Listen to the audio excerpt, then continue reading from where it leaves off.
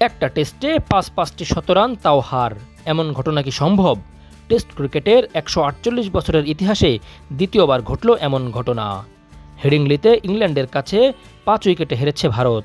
শতরানের বন্যা বইলেও জয়ের মুখ দেখতে পারেনি শুভমান গিলের দল।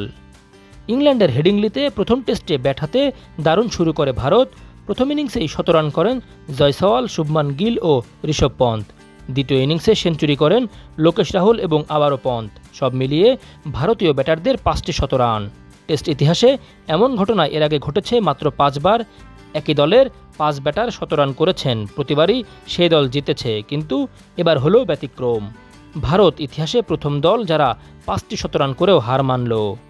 ভারতের ব্যর্থতা তখন স্পষ্ট হয় যখন ইংল্যান্ড রান তাড়া করে ম্যাচ বের করে আনে। প্রথম ইনিংসে শতরান করেন অলি পোপ।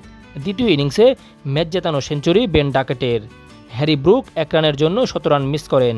শেষ দিনে ৩৫০ রান তুলে ম্যাচ জিতে নেয় স্টোকসের ইংল্যান্ড। শেষ দিনে রান তাড়া করে জয়। এই বিভাগে হেডিংলিতে ইংল্যান্ডের জয় ইতিহাসের দ্বিতীয় সেরা। শীর্ষে রয়েছে অস্ট্রেলিয়া। ১৯৪৮ সালে ৪০৪ রান করে জয় পেয়েছিল লিডসেই। তৃতীয় স্থানে ওয়েস্ট ইন্ডিজ। ১৯৬৯ সালে ৩৪৫ রান তুলে জয় পেয়েছিল অকল্যান্ডে। ব্যক্তিগত পারফরম্যান্স ঝলমলে হলেও দল হিসেবে ব্যর্থ ভারত। ৫ শতরান সত্ত্বেও টিম গেমে ছিল না ধারাবাহিকতা।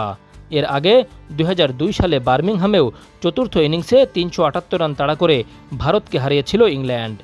ব্যক্তিগত পরিসংখ্যানে ইতিহাস গড়া যায়, কিন্তু ম্যাচ জিততে হলে লাগে দলগত সাফল্য।